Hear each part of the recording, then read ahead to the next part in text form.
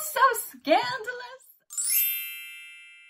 Hello you guys, welcome back to my channel. So this video is actually one that I filmed as part of a separate one on my channel already.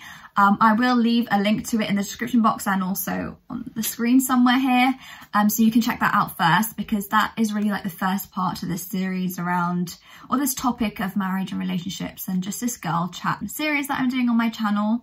So if you want to check that video out first, then go ahead, but this is the second part. We do cover different like scenarios and dilemmas in this video anyway, so I just thought I would split them in two because they're both quite long and I go into quite a lot of detail on each scenario to try and help you guys out. And I just generally think it's really important to fully discuss these issues and just be really open about them, because you'd be surprised there are a lot of women suffering in silence and just dealing with the most difficult things, and they just don't have the support from the people around them to actually go through them and reach the other side in a successful way. So that's really the point of these videos, and I really hope that you find them helpful. I'm going to stop rambling now and you can just go ahead and watch the video. So with all that being said, I really hope you enjoy it. Please give it a thumbs up if you do, and let's get into it. Okay then. Okay, let's have a look. What's the next one? Okay, he says he doesn't want to get married but wants to stay friends. There's really not a lot of context here. I'm gonna assume you were once in a relationship with this person but now he wants to be friends instead of being married to you. Do you know what? That is totally fine. That is totally fine, because you are going to find the person that does want to marry you, because he is out there. Just because this man doesn't want to marry you does not mean anything about any other man that you potentially meet in the future. Even though it might be hard and you have feelings for him and this is the guy that you thought you would be marrying, it doesn't mean that there isn't someone better for you out there. Like, you have to really trust the process. You have to really trust divine timing as well. It clearly isn't the right time for you to meet your person. So you need to grow through the situation, really understand that it's okay that things don't work out how you expect them to, but storms come to clear the way for better things in your life to arrive. So please don't see it as a negative. If he wants to be friends, that should be okay with you. At least he's been clear about his intentions and about what he sees your relationship as. At least he has done that, and you can now move on and accept that that is just a friendship. There's no way it's going to go any further than that. Respect his decision. As much as we want men to respect how we feel and the fact that, you know, we don't want to pursue every man that looks in our direction, you got to respect if a guy tells you, look, I just want to be friends, I can't see myself marrying you. It's okay. It's okay. You will find someone that actually views you as more than a friend and wants to really make you happy and spend the rest of their life with you, basically.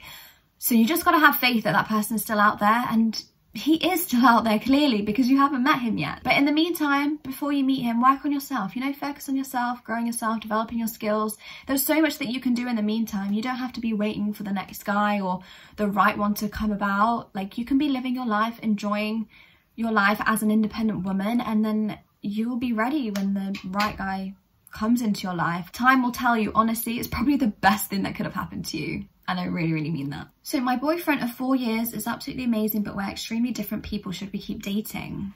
Gosh, 4 years is a long time. Did you only just realise you're different? No, I'm joking. I feel like being different is not a curse. Like, it's not an issue. You often can really bounce off each other. You know, like, one person's strength is another person's weakness, which makes you a really good match. So even though you are very different, you could really be a good team. Like, in a good team, you really need people that have different strengths, you know?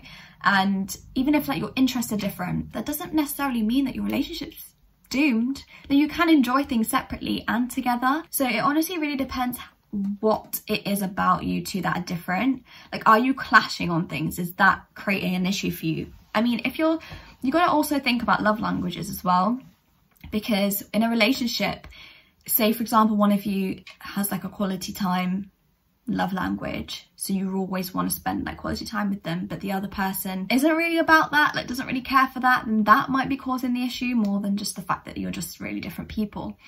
So think about things like that, but also think about, are the differences really affecting your relationship negatively? Or could it just be something that helps you, you know, get space from each other every once in a while, or just keep your independence in your relationship? So if it's interest-based, just know that it's okay to be doing things separately. Like, you don't have to be glued at the hip all the time. Like we mentioned before about like the kids thing. So if you're very different in the terms of like what your goals for the future are. Like if one of you wants to be like a city person, like in the hustle and bustle, and you know, be like really career focused and, you know, like a CEO and that kind of environment, but then the other of you just wants to be like, I don't know, in the countryside, surrounded by family, loads of kids, loads of animals, you know, like completely different lifestyles, that's probably going to cause an issue because you guys aren't going to be aligned in what your end goal is. So how are you both going to be happy? It really depends what it is that you're struggling with and what your differences are, and if there is a way to compromise, then it shouldn't be an issue. Like you should still be able to have a successful relationship.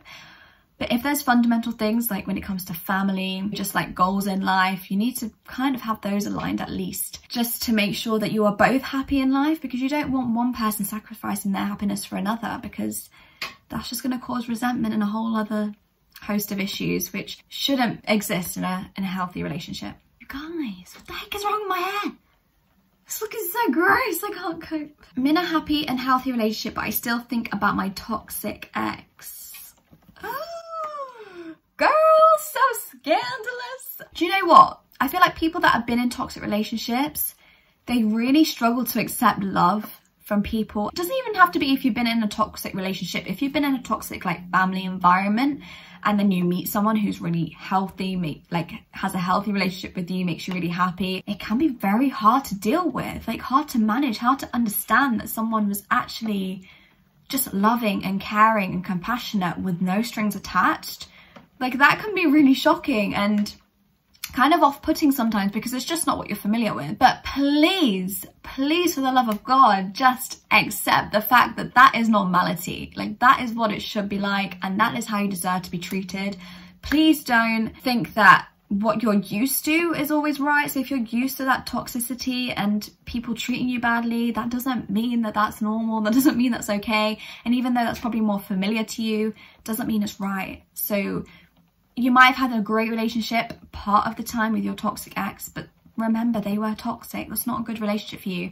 And also remember, he's an ex for a reason. Relationships don't just end on a whim for no reason. They end for a good reason. So remind yourself of that. And if you find yourself thinking about someone toxic and even potentially thinking about wanting to get back with them, remind yourself of all the reasons why the relationship didn't work, all the times that you were upset in that relationship, all the times that you felt worthless and all these like negative emotions, because that is what you'll be walking back into if you go back to that relationship. So you've got to remind yourself, as much as you're fantasizing about the good times and how great he was 50% of the time, you've got to also remind yourself of the 50% bad. And 50% bad is a very high, like you can't be equally good and bad. So if it's 50-50 or even more bad than good, then girl, there's a reason that it ended. Also, it's worth saying that even if you are in a happy, healthy relationship with someone, it doesn't mean that there's always love there. Like, it doesn't mean that that is going to be the person that you're with for the rest of your life. That might be a person that's in your life for now to teach you a lesson, to teach you this is how you should be loved. But that doesn't mean that they are potentially going to be the person that you spend the rest of your life with. It's just something to consider. Seeing as you don't really seem that into a relationship based on this one sentence that you've given me, I could be totally misreading it. So just take it with a pinch of salt, but just know that this person that is making you happy, is creating a healthy space for you to both be in a good relationship, they could be just teaching you how you should be treated, but it doesn't mean that that relationship is going to be your lifelong relationship, if that makes sense. So just enjoy the fact that you're being treated well, and just know and learn that that is how you should be treated, and take that forward with you. Like, don't be looking back at toxic people that were in your life before. Like, that is not progress, girl. That is not progress. You need to be looking forward. So look at the way you're being treated now.